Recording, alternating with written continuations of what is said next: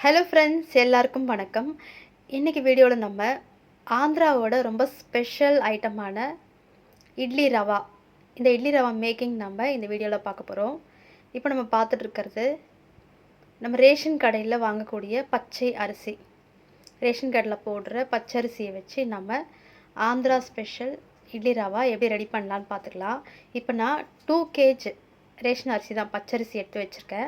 நல்லா க்ளீன் பண்ணிவிட்டு நல்லா வாஷ் பண்ணிவிட்டு 1 மணி நேரம் நம்ம இதை நல்லா ஊற வச்சிடணும்.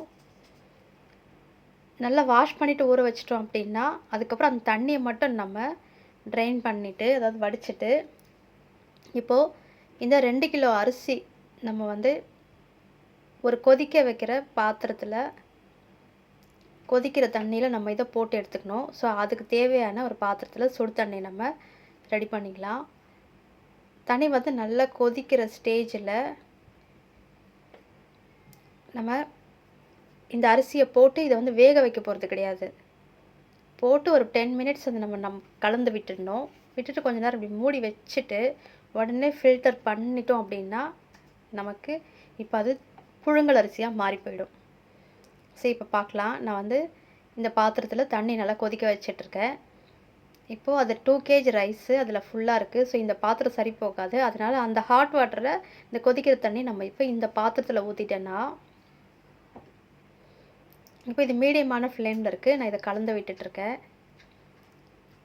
நம்ம வந்து கொதிக்க வைக்கக்கூடாது. இப்போது ரைஸ் போட்டதுக்கப்புறம் இந்த தண்ணி பாருங்கள், இது அப்படியே காமாக இருக்கு இல்லையா?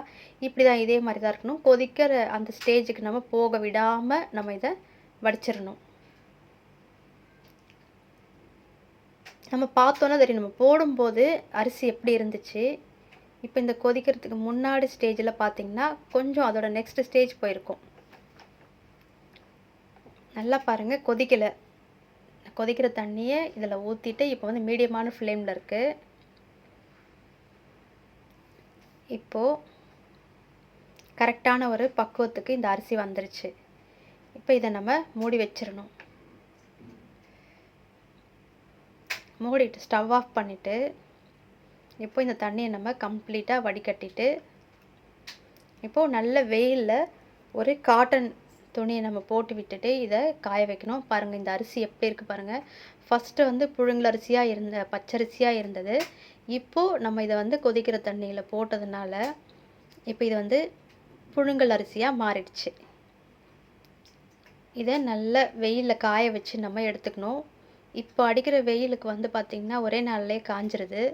அப்படி சரியாக காயலை அப்படின்னு நினச்சிங்க அப்படின்னா நீங்கள் ஒரு 2 டேஸ்க்கு நல்ல வெயிலில் காய வச்சுட்டு நம்ம மிக்சியில் கொஞ்சமாக இருந்தால் மிக்சியிலே அரைச்சிக்கலாம். நம்ம மிஷினில் கொடுத்து இட்லி ரவாக்கு அப்படின்னு சொல்லி கேட்டோம் அப்படின்னா பார்த்திங்கன்னா நம்ம உப்புமா செய்கிற ரவை இருக்கும் பார்த்திங்களா, அதுக்கும் இன்னும் கொஞ்சம் அந்த ஸ்டேஜில் இருந்தாலும் நல்லாயிருக்கும்.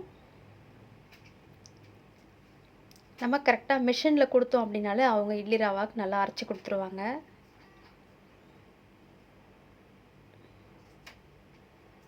நம்ம எந்த அளவுக்கு வெயிலில் இதை நல்லா காய வச்சுட்டு ஈரம் இல்லாமல் அரைச்சி எடுத்து வச்சுக்கிறோமோ நமக்கு இது 3 months இல்லை 6 months கூட தாங்கும்.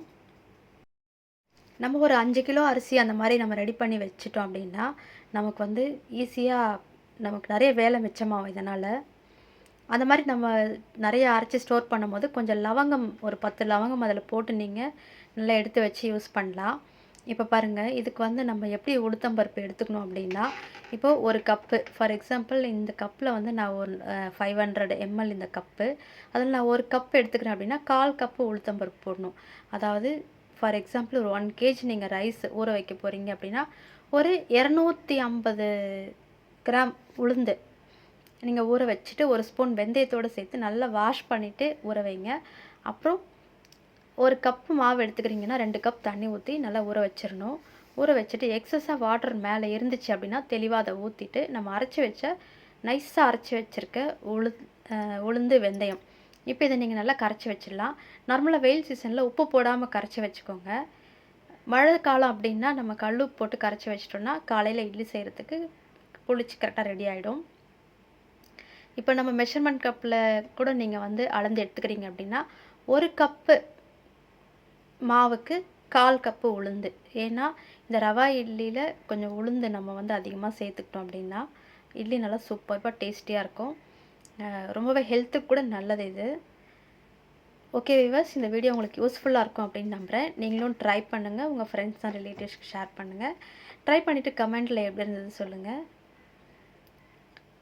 சூப்பர்பான இட்லி ரவா உங்களுக்கு நம்ம இந்த மாதிரி ரொம்ப சிம்பிளான மெத்தடை ஃபாலோ பண்ணி நம்ம ரெடி பண்ணிக்கலாம்.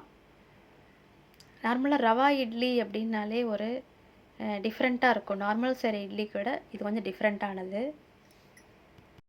இந்த ரவா இட்லியோட ப்ளஸ் பாயிண்ட் நமக்கு என்னன்னு பார்த்தீங்கன்னா, நம்ம இட்லி அரிசி வாங்க வேண்டியதில்லை. உங்களுக்கு டைம் கூட நல்லா சேவ் ஆகும். ட்ரை